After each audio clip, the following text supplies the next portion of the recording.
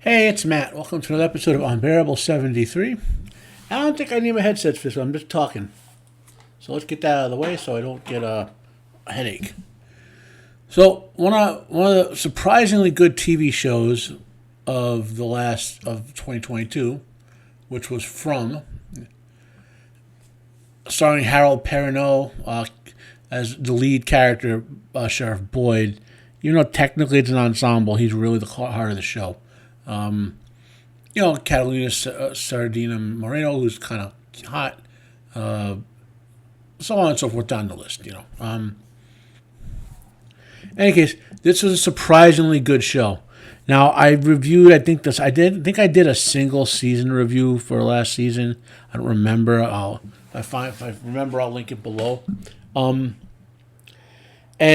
it's in the type of show that's similar to, say, The X-Files or Lost or Fringe or whatever, right? Where there's like a mystery box that's unfolding. And like I said at the end of last season, okay, as much as I enjoyed it, whether you ultimately enjoy the show depends on if they go the way of Lost where you won't or Fringe where you will, because a show like this needs reveals and needs a conclusion, okay? Not string you along like The X-Files did, or never explain anything and just slamming it all together at the end like Lost did, for example. Or New Battlestar Galactica, another example of that. So I recommend watching this show, again, Season 1 and now Season 2. My reviews are spoilery,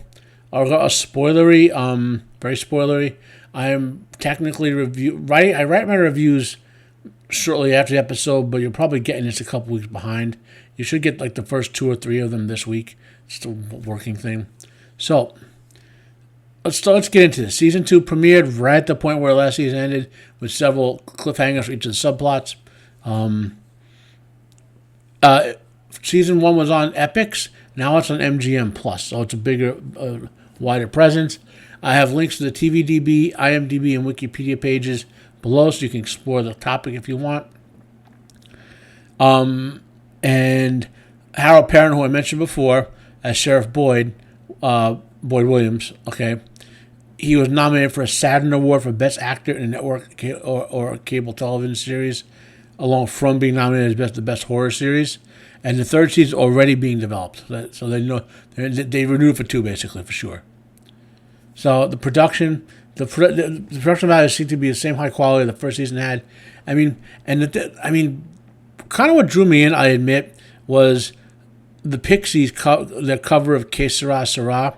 It's like they inverted the original Que Sera Sera is a sort of laissez-faire type of song, where the Pixies turn into a haunting, almost a dirge in a way when you combine it with From, and it really sets when you hear the Pixies cover of Que Sera Sera open the episode. It really cements in the haunting and oppressive nature of what's going on to these people. So, as a reminder, there's several active subplots that included Season 1, which I mentioned several times. Sheriff Boyd was trapped in a deep, dry stone well after basically being teleported there to escape from the monsters. They have these trees that if you go into them, they'll teleport you someplace else, basically. One of the main groups of people were attempting to communicate with the outside world by making this big radio tower on top of the big group house, which was the highest point in the town. That resulted in a dire warning from the powers that be that another attempt by Tabitha, who's played by Catalina Sardina Moreno. She was in the house where the main family, I guess you would say, which was the Matthews family, Tabitha, Jim, and their 2 kids. She found that the wires for the power went straight into the ground. So she was digging into the ground trying to find where the wires went, and and the powers that be on the radio warned him that she should stop up before it was too late. He ran over there, but it was too late. She collapsed into a hole in the ground, a really big dark hole, an underground cavern, and the wires went nowhere. They just hung in midair. Yet they still provide electricity. And just as he gives her the warning, a giant storm comes out that wrecks the radio tower. Okay, and that's where they hung up. So then a bus arrives in town. So now we fast forward to Season 2.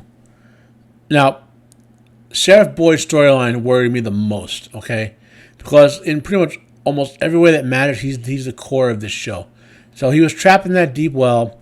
However, he heard a voice above that spoke to him and said they could help him out if he helps him in exchange.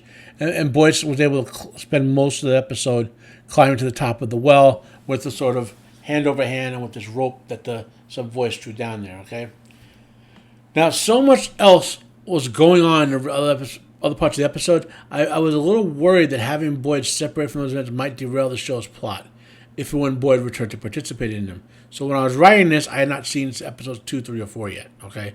At the time I'm talking this, recording this, I've seen up to episode 4. Though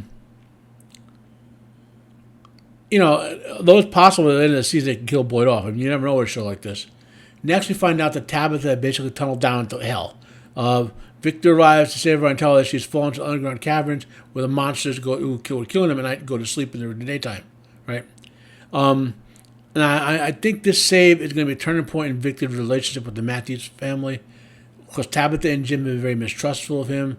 Because he does seem a little creepy in ways, but he's a troubled dude. I mean, if you follow his backstory, he's basically condemned to hell since he was a child, watching people die and again and again. But since he saved Tabitha and now they know he's trying to help the kid, the younger son. I think Victor will have a positive relationship with the Matthews family now. Right?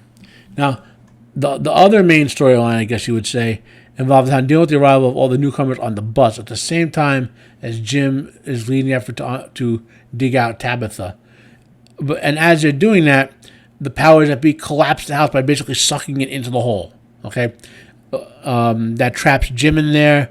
That traps 2 other dudes, including the bar owner, and one of the guys from the bus. Okay, and as night is falling, they have to leave them there because we know the monsters come out at night.